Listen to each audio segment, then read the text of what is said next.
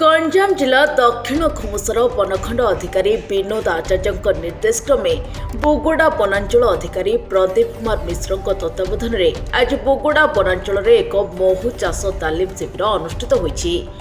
बोगोड़ा वनांचल इलाकार बसवास करथिबा समस्त महिला और पुरुष माने किपरि 2 पैसा रोजगार करिपारिबे से नहीं बोगोड़ा वन विभाग पक्षरु तालीम शिविर अनुष्ठित करा जायछि।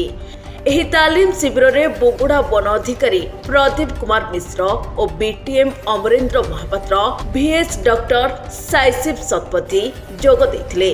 बोगोड़ा वनांचल इलाकार आसीथिबा CHG CIG POP ग्रुप रो महिला मानकु महू चाष कुकुड़ा पालन पनीपरिबा चाष माछ चाष आदि विभिन्न चाष संबंधी विषय रे तालीम दिया जायतिला।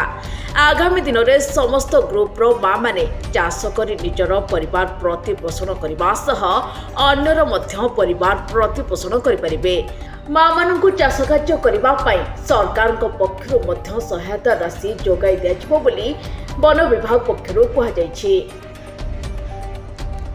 Bureau report state prime news.